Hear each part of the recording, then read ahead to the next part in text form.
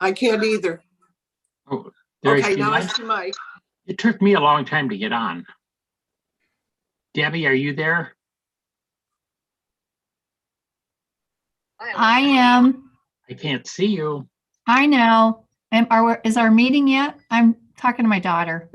2 more minutes, sorry. Okay. RT, are you there? Yes, I am. Okay. We can't see you. I will unmute my video soon. We're live on YouTube and we're recording. I just went ahead and started it so that we're okay on our end. Okay, we have another minute or so before 7. Right. Hi, Karen.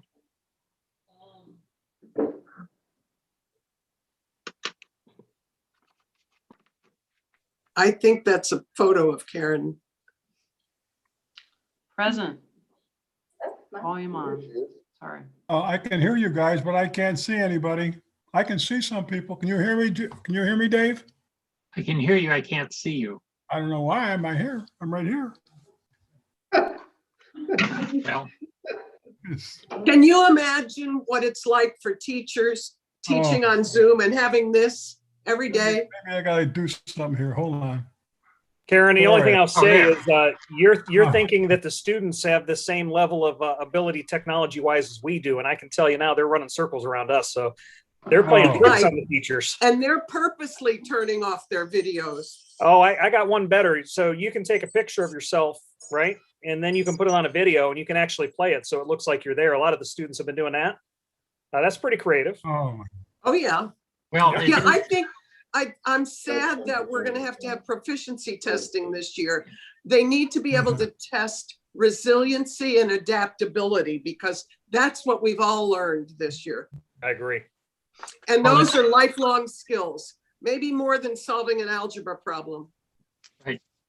well, it is 7 o'clock, and so I will call Okay. to order the monthly meeting of the PARTA Board of PARTA Board and ask for a roll call, please.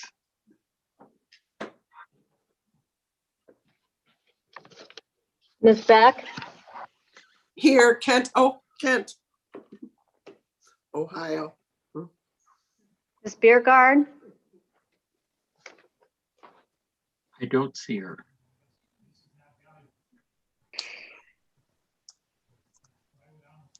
Mr. Brockett, Mr. Childers, Present, Suffield, Ohio. Ms. Davison, Here, Ravenna City. Mr. Ginn, Oh, Middle Portage County, present. Ms. Harris, Mr. Lewis, Portage County, or I'm sorry, Ravenna Township. Mr. Mansfield, Here for Franklin Township. Mr. Murphy, Present, City of Kent. Ms. Tipton, Mr. Vitale,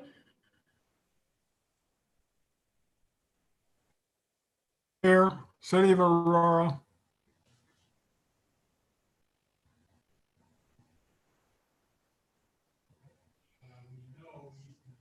Do we have a quorum? I believe. I didn't get called. I didn't get called either.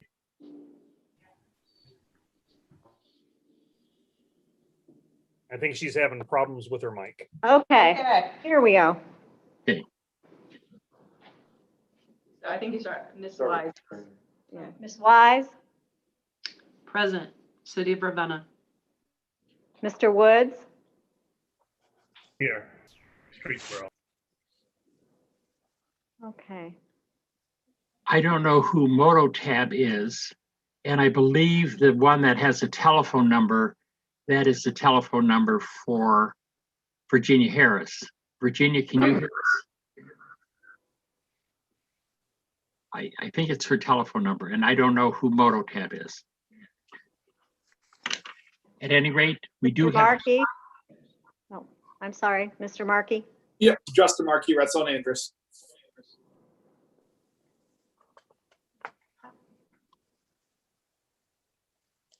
That's Virginia, Dave.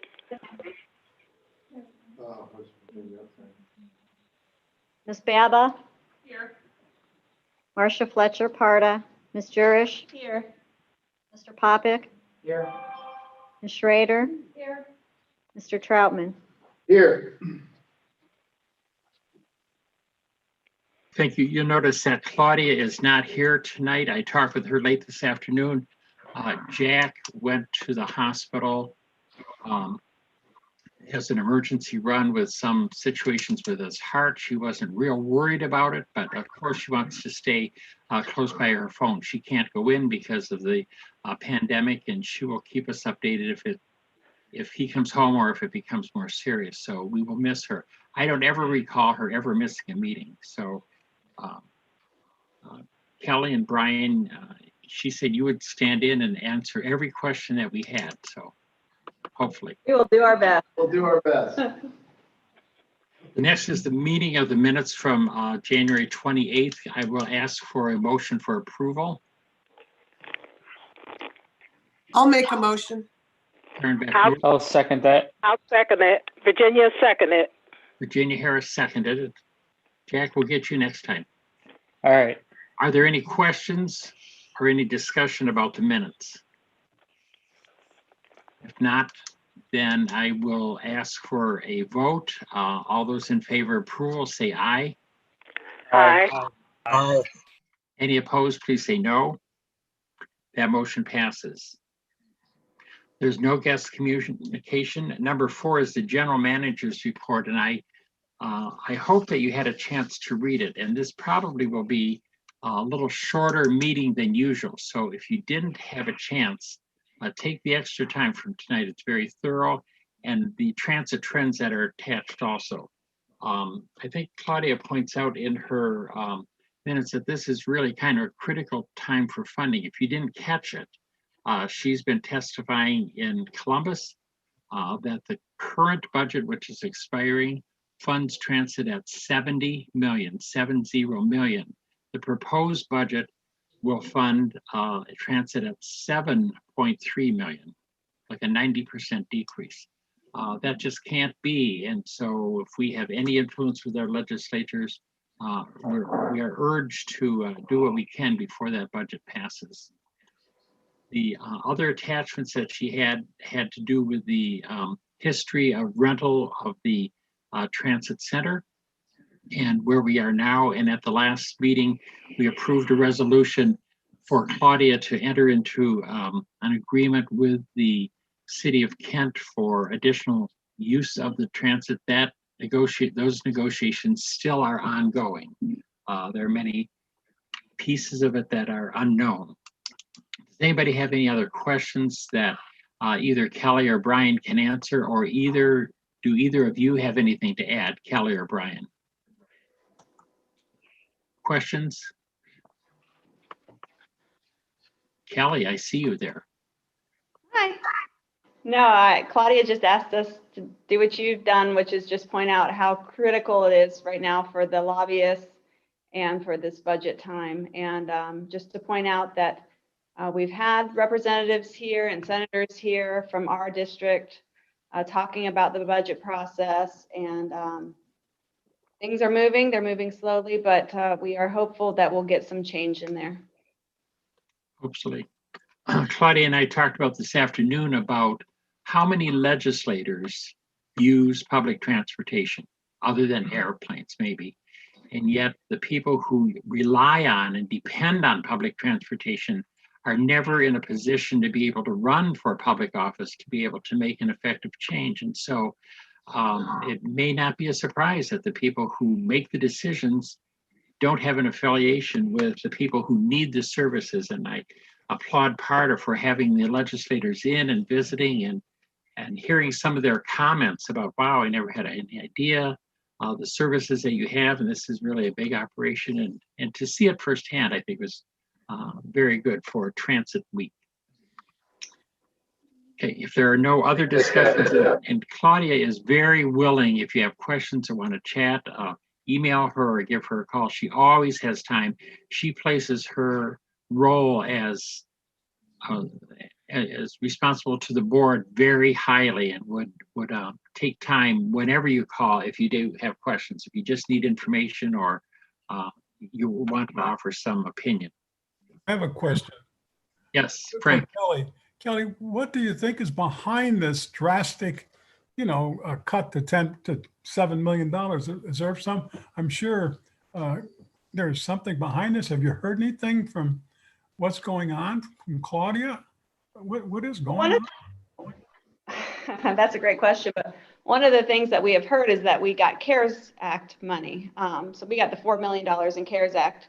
But unfortunately, they're not thinking futuristic, and the CARES Act money has been able to cover the transit centers during this time when the revenues coming in have just decreased, honestly, just bombed. And so the CARES Act money is not going to carry us through the next several years, which is what the money that we need to get from the state would do. So we're trying to point that out to them, make that known. And if you remember, a year or two ago, they passed the gas tax increase in the state of Ohio, and ODOT was counting on quite a big increase in revenues based on that gas tax increase. Well, when COVID came and travel was so drastically reduced this year, the revenues into ODOT were obviously reduced, and this budget is reflecting that. And unfortunately, it's nothing new that transit ends up taking a hit when it comes to budget cuts. This is not, in all the years I've been doing transit, this is not new be one of the first places they look at cutting the budget. So Claudia and in a role with OPTA, and along with several other general managers, you might see something more in the paper in the next week or so here. But there was an update yesterday on an OPTA call with all of the transits in the state, and our lobbyists said unequivocally that the work that Claudia and many of the people who went down and testified drastically moved the needle. So they really said that was it had a high impact. They expect to see some revenues come back into that line item. I don't think we'll expect to see 70 million, but there's been talk about 56 or 54 million to be put back in. But I think it is without a doubt directly related to bringing in our representatives last 2 weeks, and the work that she's been doing going back and forth between here and Columbus. So she would never say that, but that's without a doubt been very, very much part of the impact of what's made a difference. If it makes a difference, you never know until they vote. So, in some of the materials that Claudia sent, one of the legislators was quoted that Ohio has one of the, I don't remember the term, but the most up-to-date fleets that you'll find anywhere. Therefore, no more funding, I guess. Also, and I don't know all the details. I don't know, probably anybody does, but it's kind of related to House Bill 6, if you remember that debacle of a couple of years ago, that some legislators were inclined to vote for House Bill 6 if transportation could receive a funding. So that's part of the reason that they were able to hold the funding at 70 million at the last budget area, because of political compromises.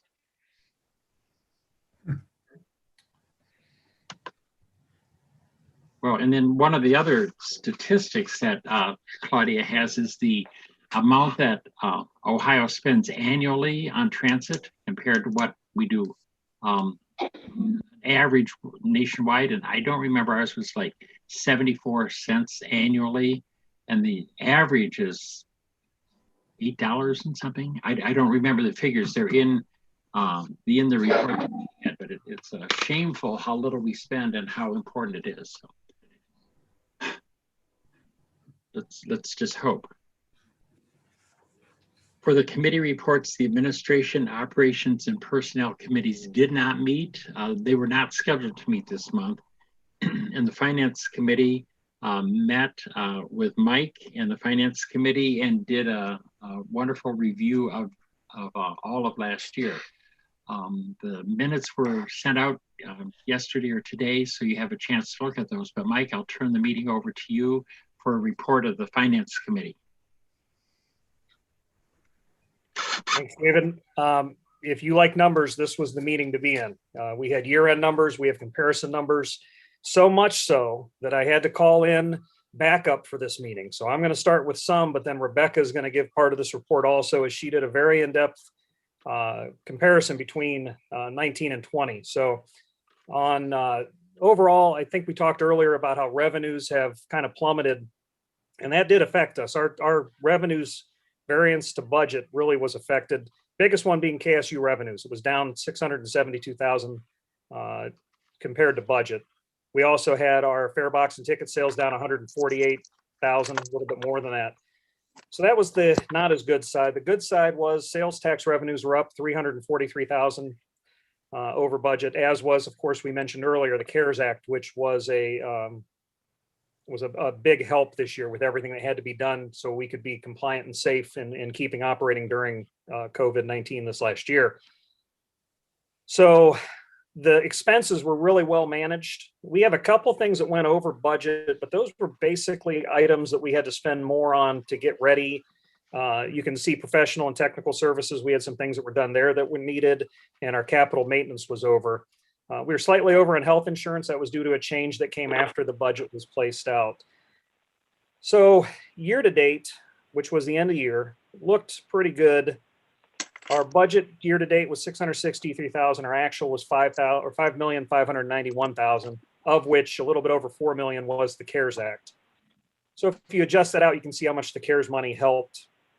The other thing is we are expecting, hopefully, more CARE Act money in 2021 to help us move forward. So that was the quick version of that. And then Rebecca, you're going to give the yearly comparison. Rebecca reminded us all that these are the unaudited, so there might be slight changes after they're audited, but most of the things are spot on. So Rebecca, if you'd like to continue.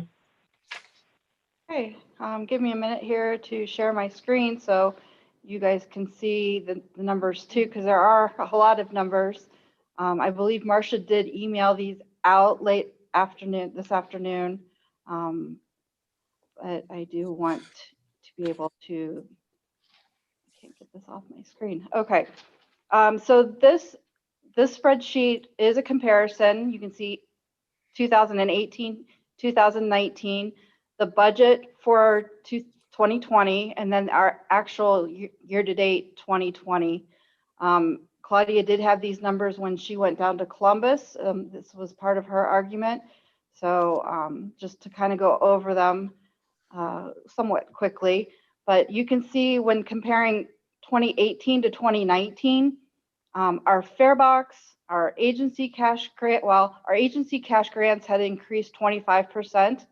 Comparing that to the comparison for 2020, our fare box decreased 48% from 2019, and our agency cash grants decreased 40%. Our KSU revenues decreased 26%, which is actually a large dollar amount. Mike just mentioned that a few minutes ago. Over there. Our state capital maintenance is kind of all over the board, if you will. One year we get 240,000, then we get 194,000. In 2020, part of our state funds came from a competitive grant through the OPT2 program. We had requested and received some additional capital maintenance money, but that was a one-year thing. Usually our state capital maintenance is somewhere around 200,000. And then so you can see what the impact will be if that is decreased by, was it 90%?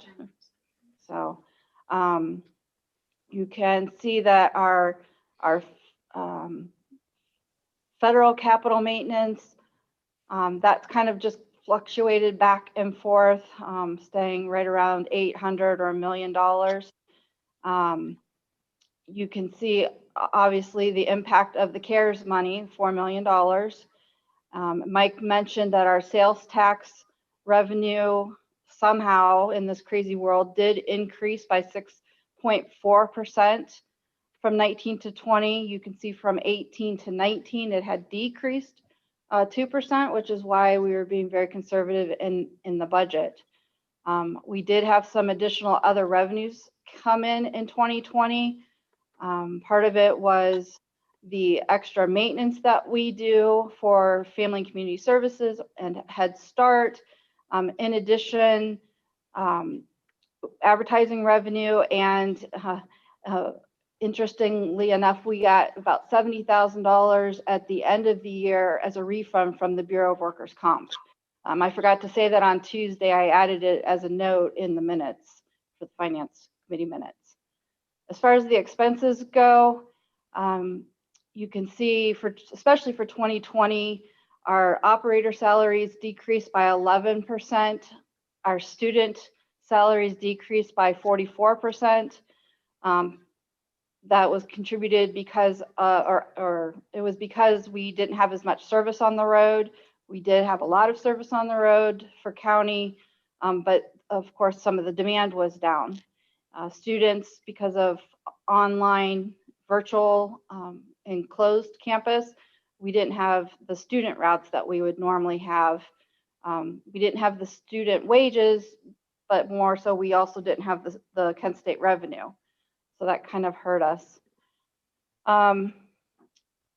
There was a budget change towards the end of the year, and I will discuss that in more detail with the Finance Committee during old business next month, because it's a little complicated, but there is a reason we didn't really go over budget in capitalized maintenance. Some things just got moved around, so I'll explain that next month. So overall, our expenses decreased 5.9%. So that helped us with the surplus in addition to the CARES grant. And then I have one more comparison, which is kind of the same information. I don't know if you guys can see this graph, but it shows the red column. Let me remember I can't. Yeah, the red columns are the operating expenses. The blue columns, which as you can see in 2020 are non-existent, and the green is sales tax revenue. So what I want to point out on this graph is that our operating revenues are considered fare box, agency cash grants, and KSU revenues. Out of the $14 million that we received in revenue, $2 million of that is operating revenues. You can see over the years in 18, it was $2.8 million.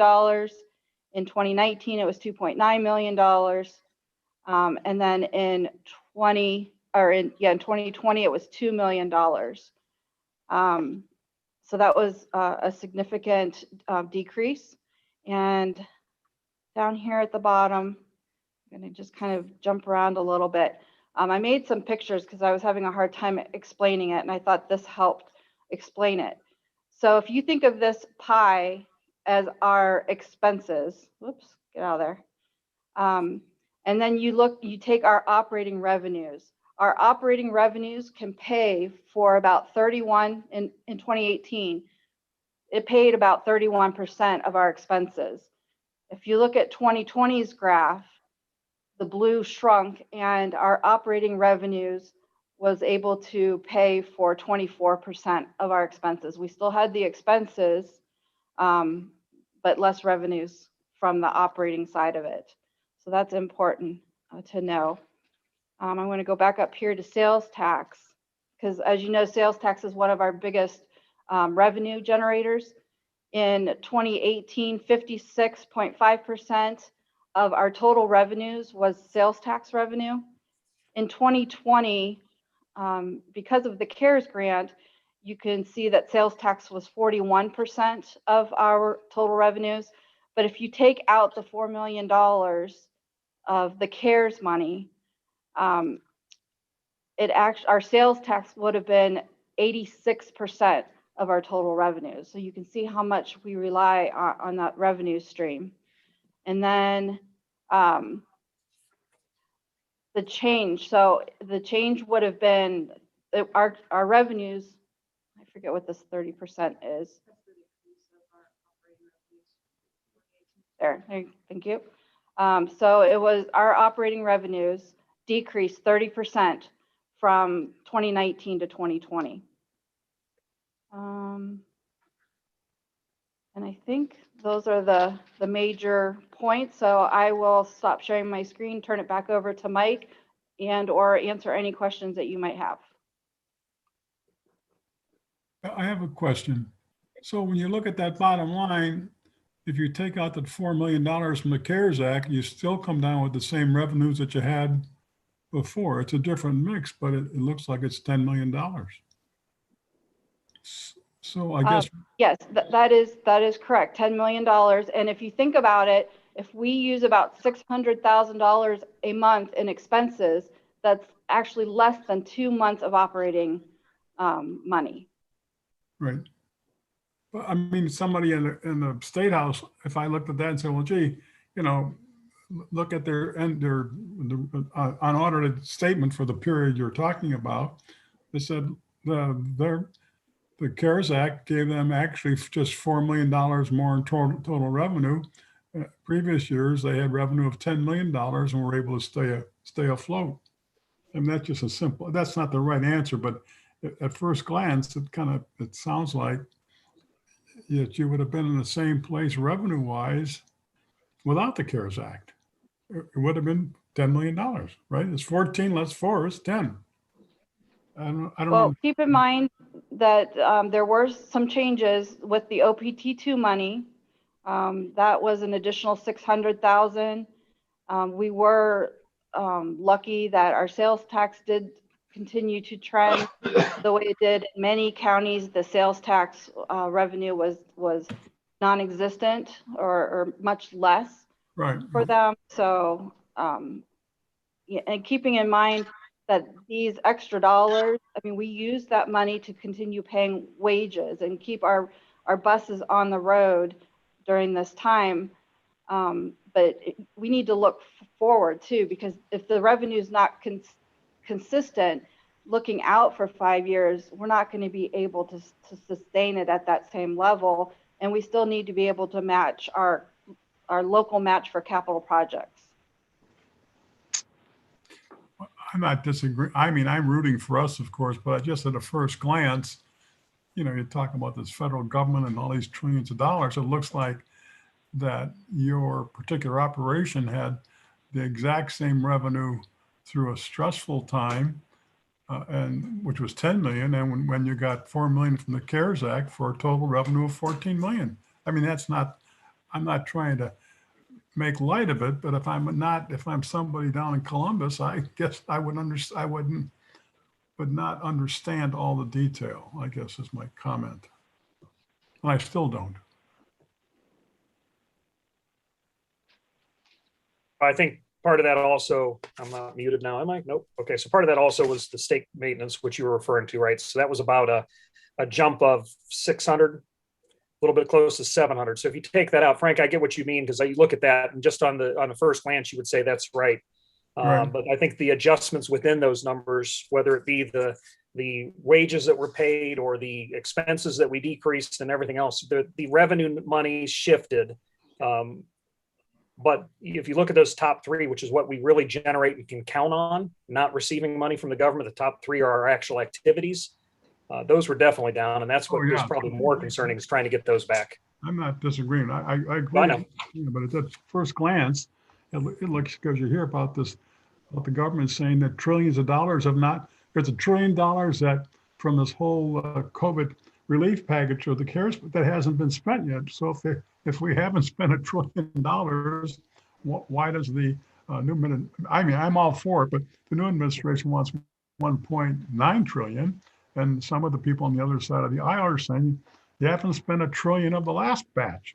Is that really true? And how do we understand that as simple taxpayers? I don't understand it. Good point. I think one of the things that you should take away from what this shows you with the CARES money is that what it means next year. So one of the things to note, the significant thing that I take away from that, when you look at that 86% of what it would have been had we not received CARES money, it's basically giving you a shot at what we're going to be up against in this battle that we're having right now for the future, because CARES Act money was a one-time deal, and it covered us in a situation where we lost our revenue with Kent State via the contract, and we weren't running the hours that we originally contracted with them. We lost our revenue stream with JFS because we weren't doing anywhere near the amount of transportation for them that we were. We lost our revenue stream with the Portage County Development Disabilities folks. We lost all of those revenue streams at the same time. So the CARES Act money came in at a time where the ship was sinking, at a time where they were asking us to stay on the road and keep people moving to and from essential services. So it did fill in that gap that you're describing. The problem, and the thing to keep in mind from the presentation, in my mind, at least from an operational standpoint, is what's that going to look like next year if we don't recover with Kent State University, and we don't recover with FJFS, and we don't recover with all of these supplemental contracts that we do work for. What's that going to do for us when it comes to an operating expense with that kind of a deficit? And that's what we got to kind of keep in mind as we navigate forward, because those monies may or may not be there for us. And each one of these small shots at getting different grant money. I don't know if the $1.9 trillion, I don't think the money that they're talking about in there that's going towards transit is coming to Ohio. I think it's going to California in its specific districts. So unfortunately, I don't know that that includes money that's going to be divvied across the board to all transit properties. And if it's not, then that's what we have to keep our eye on moving forward, because if we don't have those revenue streams, we don't have operational money, and operational money is what pays people. Capital money is what buys stuff. So that's what we've got to be up against, we're thinking about. Thank you. Thanks, Brian. Yep. And actually, if there's no other question, it's a great segue into the capital finance report if everybody's ready for that. So we did have some things that were paid out of December. The biggest ones were we had a purchase of 3 of the 5 buses from earlier, 2 of which came in January, so we'll see those next month. We also had invoices that were paid for the bus storage and the wash bay. Those are the big amounts there. As to the restricted money, we've got everything set aside. There's 2.9 million right now in the restricted fund. About $1.6 million of that is for future projects, and the rest are already accounted for, whether that's still outstanding on the bus storage or the wash bays or any of the LTV buses that are still yet to be purchased. And if there's any questions on PARTA, we can do that now. And if we've covered everything, we can move on to the Kent Gateway. All right. The Kent Gateway, we actually, I think everybody knows what's going on there because everything's been the same thing throughout the year. We have the end of year numbers and it was what we expected. We're under budget by 135,000, and that's been going on for months. And again, it's the overnight parking, it's the monthly parking passes, it's the daily revenue. If you look at the variance to budget, you've got 275,000 roughly that's under budget because of those items. Not a lot of control we have on that, as everybody knows. I do hope that this year we can start coming back out of that, I should say, in the second half as things start to get to whatever the new normal is. And on expenses, things were pretty much in line. They reduced where they could, and everything on the expenses for the year. The only one that was over was other services. And I'm talking off the top of my head. I think that had to do with some of the ticket equipment. And then we had also some money spent in one of the other categories on, I'm sorry, that was on the waiting room actually. So I hope to swing that around, but we are not controlling that bus, no pun intended. So, and then Rebecca's standing there up for a reason because she has the comparison year over year. So Rebecca, if you would like to share your screen and go through that.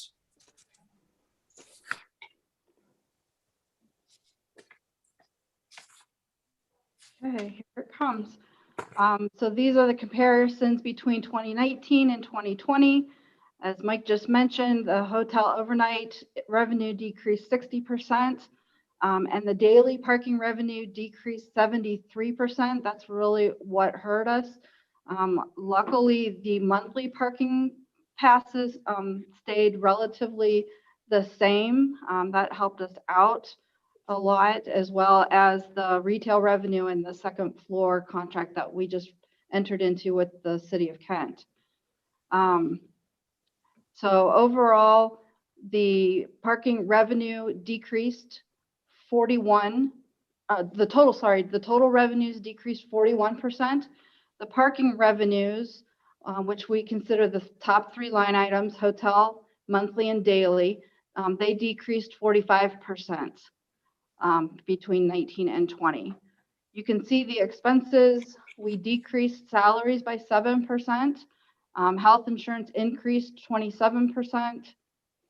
Professional and technical services decreased. Other services decreased. Other materials and supplies decreased.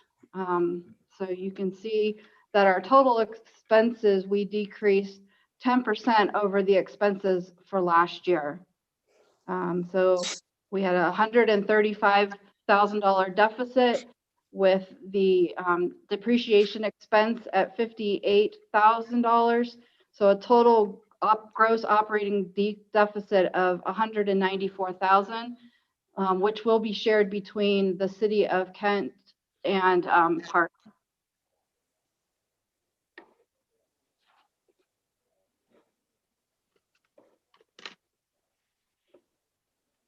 Did anybody have any questions on the Kent Gateway? I have a question. Please, Frank. Why do we own it? Why don't we sell it? I mean, how did we get into this? I know it's a long story, and the members that have been on the board longer, but so it was a good thought, and it's a beautiful building. I got a tour of it, but it just doesn't look like it's something we ought to be in. Why couldn't we sell it to Kent State? Because the hotel and the university and the city are the biggest users of it. We don't, I mean, there is no. Well, right before COVID hit, we were making a profit.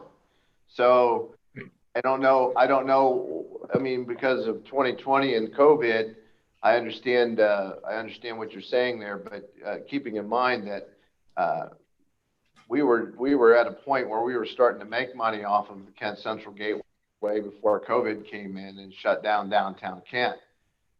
So it would be hard, and I think a rash decision at this point to say, you know, we should abandon ship and because we have a deficit situation with the Kent Central Gateway. I think the Gateway has some other potentials that we haven't been able to get into, and we're in the midst of working on right now when it comes to the first floor, some of the empty spaces, the project that Claudia is working on right now with RLB. If it plays out the way we've mapped it out a few times, we'll actually make more money off of it than we were making with the master agreement. But that's all just conjecture at this point until we put something on paper. But I think as we come out of this thing, like I say, the deck was poised for 2020 to be profitable. And as with everything that we've been dealing with nonstop since the beginning of this year, it's been one hit after another for us. So I understand from a business point of view where you would be coming from. But I think that in all fairness, trying to gauge the deck and its success potential and or ratio based on 2020 would be a mistake. Yeah, but Brian, I mean, we don't know how this is going to unfold, but it appears, at least near term, that more people will be working from home. Many are going to come back. I hope we all come back. But the reality is things have changed. The hotels will never be what they were before, at least not in the next, doesn't appear to be. I mean, all of my children and grandchildren are all working from home. I mean, it's scary, but if you're working from home, you don't need to go to the parking garage. You know what I'm saying? It just seems like it's not going to be. What do you think your value is going to be to try to sell a $25 million building right now? Who's going to, I mean, other than you're saying Kent State, when Kent State has 3/4 to 90% of their students working from online at this point. I mean, why would Kent State step up to the plate and buy a $25 million facility? Yeah, no, I understand. I'm just saying things are going to change, but the people that benefited for it the most are, which is wonderful, the people that visit the city of Kent and the stores, and the people that come to the hotel mostly to go to meetings at the university or whatever, business people. That's what that parking garage is for. It isn't. Our customers don't go to the parking garages; they come on our buses. I mean, so it really is. It's more than just the 3 levels of parking. It also is our transfer center for our buses. I know. Yes. Yep, I understand. Yep. About it, and without getting into too long-term of planning discussions, one of the things we've been talking about, looking at hard, and I've been doing a lot of research and actually spec writing for. We're looking at doing some open-sided trolleys and other things that starts to look towards attracting a choice ridership that would want to come to the downtown area. That downtown area is not going to just fold up and go away. I mean, there's the investment downtown is phenomenal, and I don't know if you've spent much time down there during the summertime when we're not in the middle of a pandemic, but it's a great place to be. I mean, the weekends where my wife and I would come from Randolph all the way to hang out in downtown Kent because it was a nice place to be just not that long ago, a summer ago. So I don't think that it's a time to head down that path. Although I understand where you come from, nobody looks at numbers more than I do around here when it comes to figuring out how to move forward. But we're doing other things. We're looking at other facets of transit that will give PARTA more of a long-term sustaining presence than just line service and demand response service. So it's not just stick our head in the sand and hope for the best when we come out of this. We're planning, we're working in a certain direction.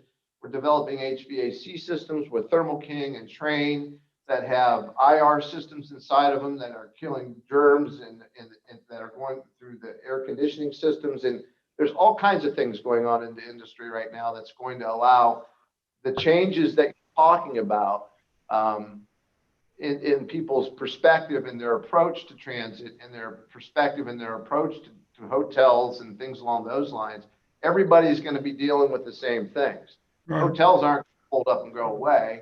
They're going to figure out a way to make people safer, more comfortable, the same things that we're doing. And I think that those kinds of approaches from the optimism side rather than the pessimism side is a much better, in my opinion, it's a much better way to go about it. But now would be a horrible time to try to sell downtown. We got business that are holding up as we speak. So I just think that, I understand where you're coming from. And I'm just thinking realistically, everybody has skin in this game and the people that benefit from this beautiful parking garage, and there's some retail space and a rental space, but the city benefits from it, as I've been there in the summer and parked my car in that garage, and the university, which has a huge population and people coming into the university for all kind of different things on a daily basis, that maybe we ought to get some partners to share in the loss or share in the break even or whatever. whatever might come of it. No, That's just, we're working on that as we speak. Yeah, the city of Kent. I just wanted to show. Water Public City of Kent. Yeah. I have Thank one you. quick question regarding the Yes, Jack, Central Gateway. sure. My question is, with regards to the parking rates, one, when is the last time, have we ever looked at a rate increase? Would that help? Have we explored that, whether that would help make up the deficit? And then surrounding garages, do they do something similar, or how do they account for those kind of deficits? We did do a rate increase last year. Okay. Annually. And Last 3 years. for percentage increases, yeah, for the last 3 years. And I think, and I know I just put this all together for Claudia because we have a meeting tomorrow at 10 o'clock with the city of Kent to go over this last year together. So she has all this information. I'm sure she'll share it with you, Jack, if you want to take a look at it. It shows you Okay. what stuff we increased, what stuff we kept the same based on COVID. And we tried to balance that out a little bit with our partners based on their situation, whether they were in a lost revenue state and what they could handle at the same time. Because like I say, even with the hotel, we've all been trying to help each other whenever and however we can, because different people are struggling at different times. I mean, it's just, the hotel's coming back. You're starting to see more people there. They're starting to have some sports teams staying there now.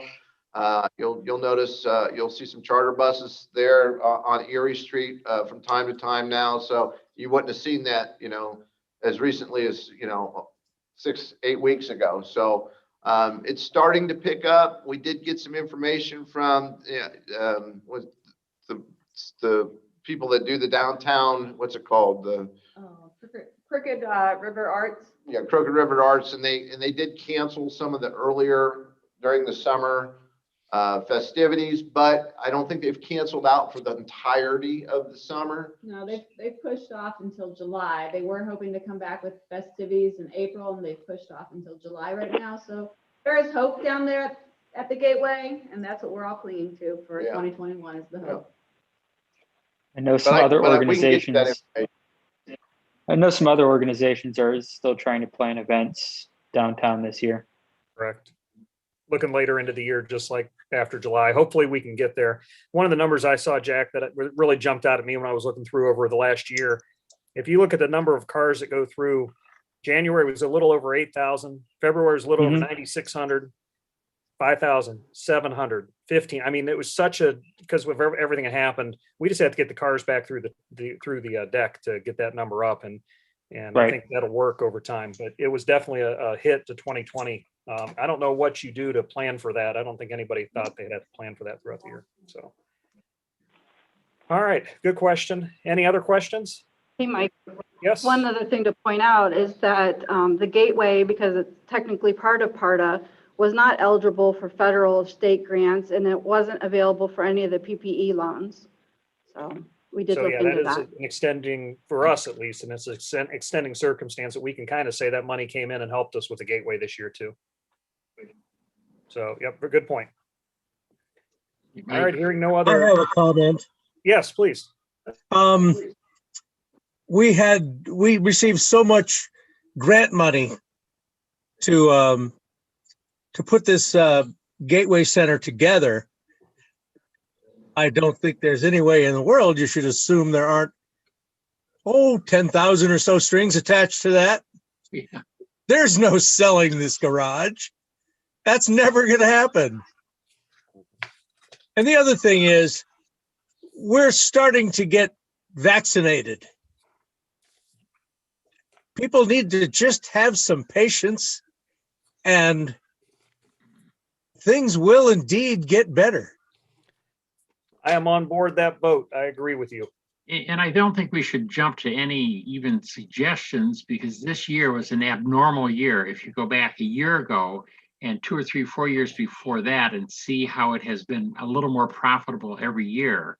And we don't know what's going to happen, but we can be relatively sure that it's going to improve in the next year. Good points. Other questions? Okay, Mike, thank you very much for your report. Thank you. Okay.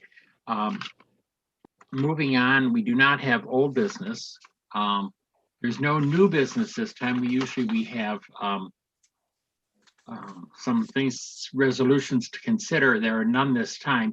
In the next few months, we're going to have lease resolutions referring to temporary lease agreements and also to the construction contract awards that we're going to be given, but we don't have any of those tonight. I don't believe there's any reason for an executive session. So unless anybody has anything else, Attorney Markey, do you have anything to add? I do not have anything to add tonight. Thank you. From the staff, anything else to add? Thank you very much for your hard work. This is trying times, and we're glad you're there hanging in and keeping the buses running. No other comments, then I will ask for a motion to adjourn. So made. This is Mike. Mike, a second. Second. Okay, Jack. Okay. All in favor say aye. Aye. Those opposed say no. Thank you. The motion passes, and we will see you next month, either at the Finance Committee meeting or at the board meeting next third Thursday. David, can I add one thing? Sure. For anybody that would like to, the Finance Committee is always a great thing to come to, but the two meetings that are probably the one that you can take in the most and learn the most are going to be the budget meeting, and then the one we just had, which is the end of the year, where you can look at the end of year and comparisons. It's really good to sit down and talk through that with Rebecca and her team and everybody else. That it really adds clarity to some of these numbers. When you just look at the paper, it doesn't give you the whole story. So please join us at any meeting. We'd appreciate having everybody. Thank you. And the next Finance Committee, you'll be doing 2 months, January and February. Is that right? I believe that's correct. Okay, thank you. Have a good week. Have a good month.